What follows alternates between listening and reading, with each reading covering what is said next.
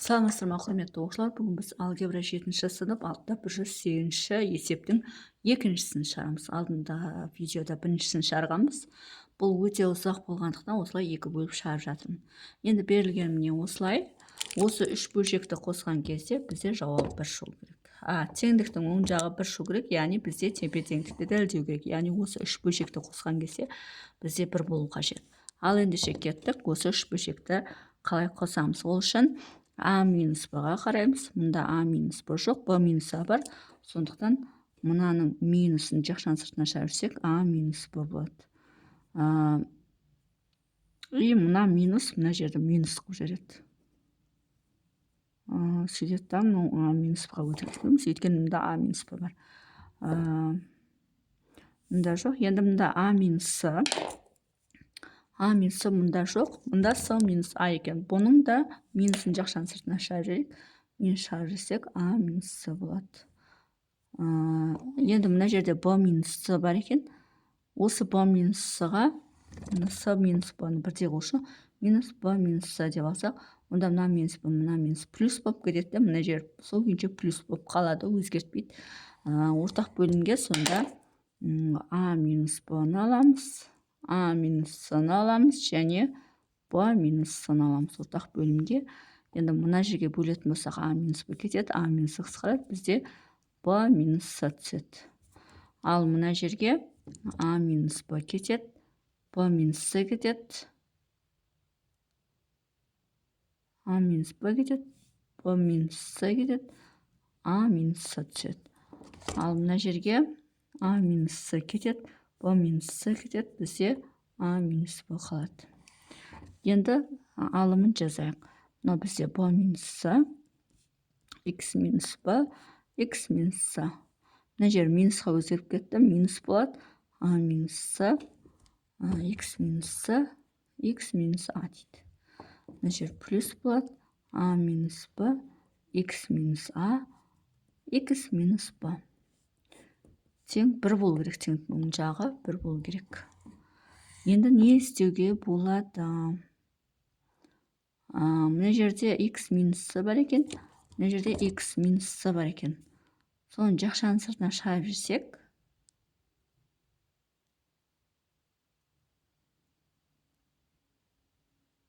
или көбейтейік па бәрін.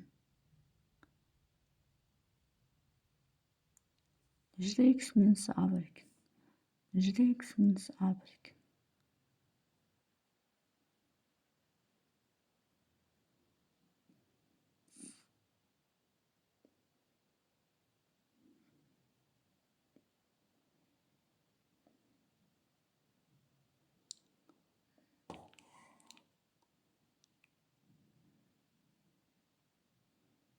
Енді амалшық көбейтеміз. Мына екі жақшаны. Мынаны ашайық. Мынаны көбейтіп ашайық. Мынаны көбейтіп ашайық. Жеке-жеке. Бірінші жағдайы мыналарды көбейтейік. б минус с, x минус б, x минус с.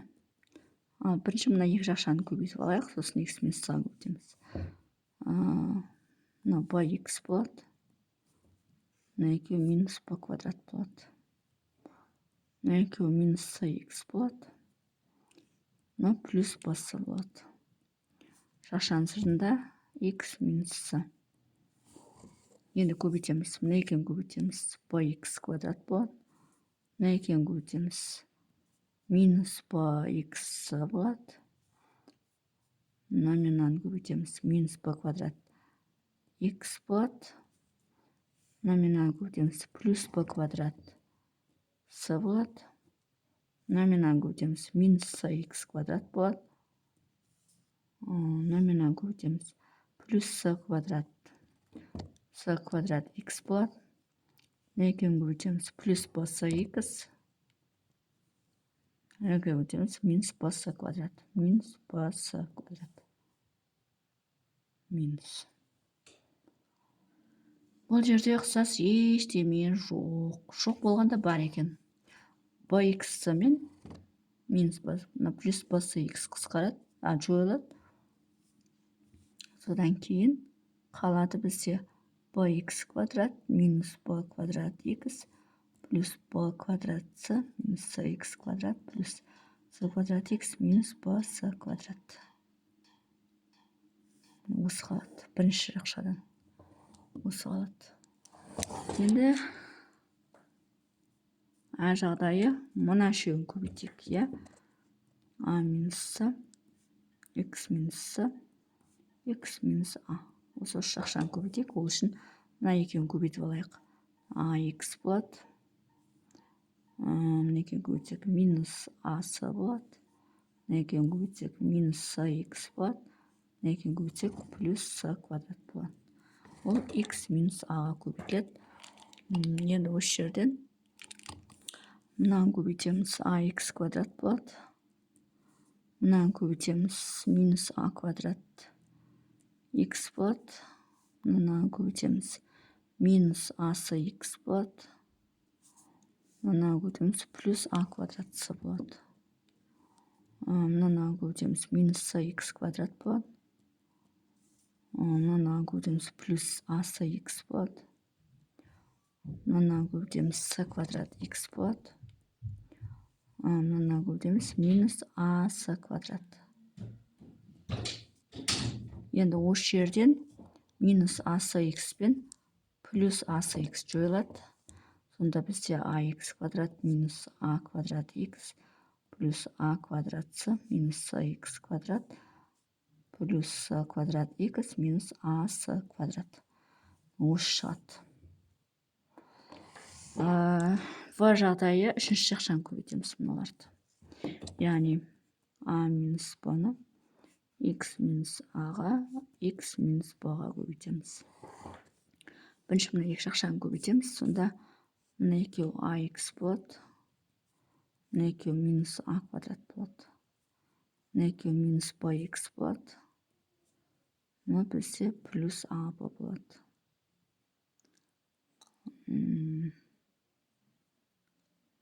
Енді x минус b болады. Енді мынаны көбейтетін болсақ, ax квадрат болады.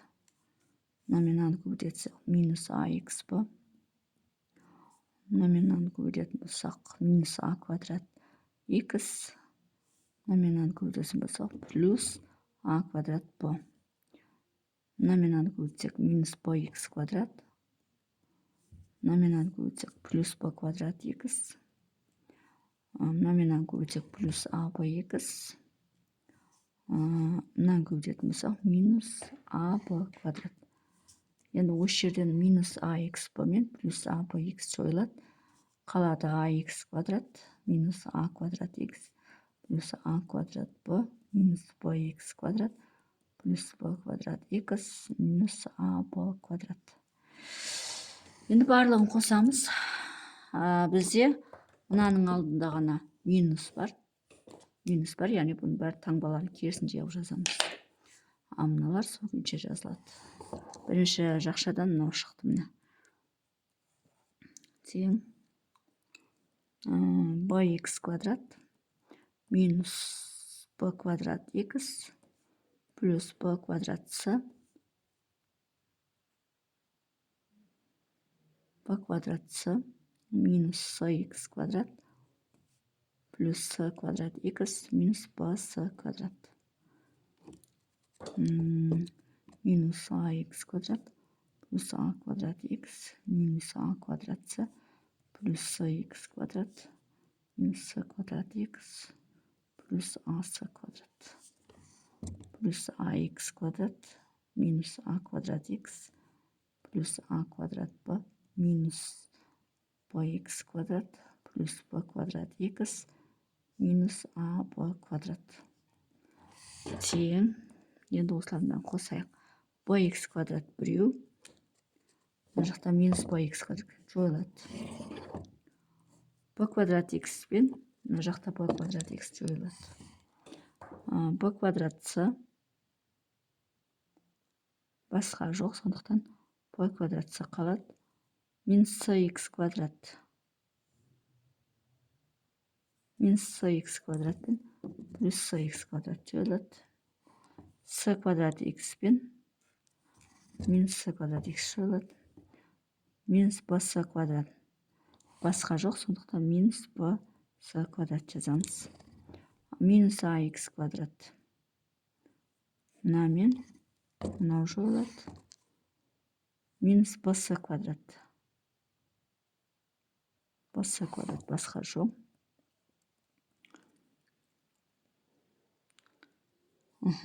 А квадрат х плюс а квадрат х пен минус а квадрат х жойылады.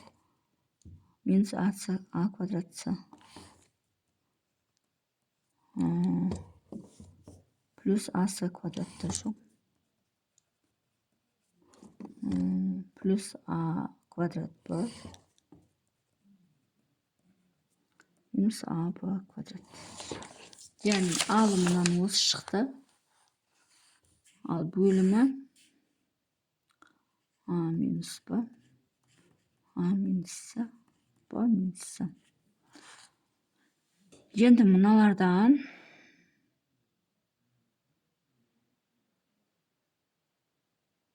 жақшаға келдіру керек қой.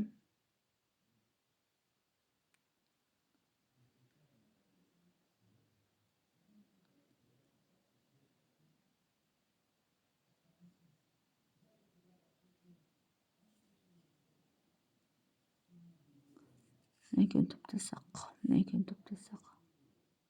Біреу артық қылып қалайын деп тұрмын.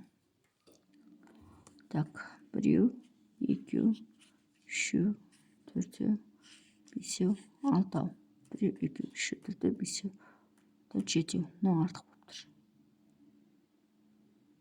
Так, біреу, екеу, үшеу, төртеу, бесеу, алтау. Біреу, екеу, үшеу, төртеу, бесеу, алтау.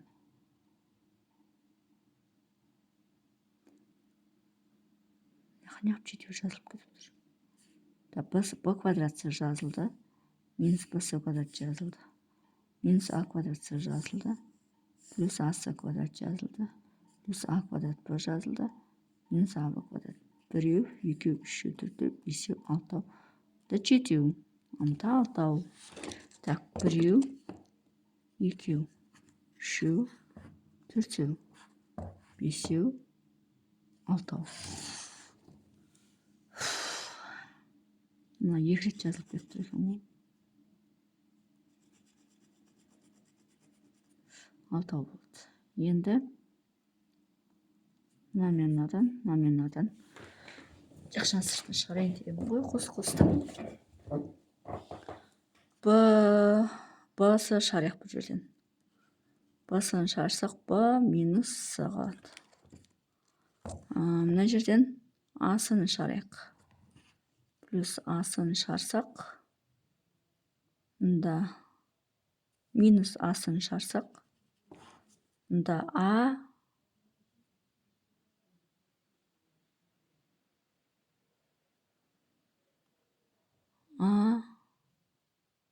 минус С. Мұнда А-ны шығарсақ, А минус Б. Ештеме не алмай қалады. Оданша біз не істейік? Келтіргенше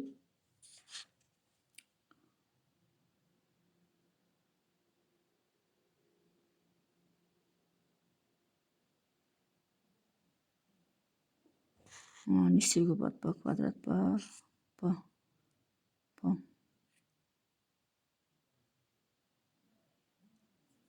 Мынаны ашып жіберіп қысқартсақ бір шығады екен. Ашып көре салшы.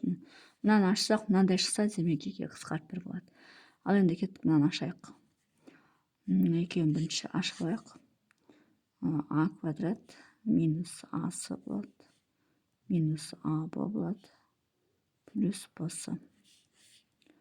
Б минусын көбейтеміз. Көбейтсек. А квадрат болады. Минус а квадрат с болады. Көбейтсек минус а бсы. Көбейтсек плюс а с квадрат.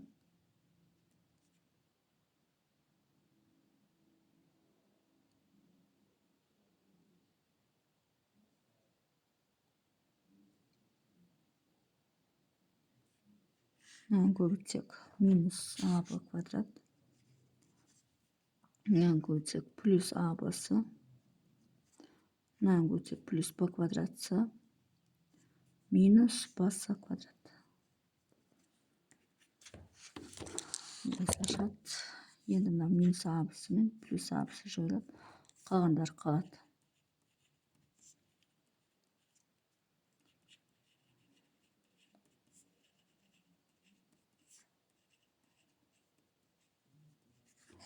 Алымында да сол. Б квадратсы бар, минус басы квадрат, минус басы квадрат, минус асы квадрат. Мұнда да бар. Плюс а квадрат ба? Мұнда бар, минус а б квадрат. Демек, сонда бөлшектің мынаның барын көбейтетін болсақ, б квадратсы минус басы квадрат минус а квадратсы плюс асы квадрат плюс а квадрат б минус а б квадрат. Тура осы б квадратсы минус бсы квадрат минус а квадратсы плюс асы квадрат плюс а квадрат б минус а б квадрат. Осымен осын қысқартып жіберсек, сөйлесе бізде бір шығады. Демек, бір тең бір теңдік дәлелденді. Сонымен есептің шығар жолы осындай. Егер есептің шығар жолы түсінікті болса, лайк басып, комментарий жазып, каналыма тіркеліп кетсеңіздер болады.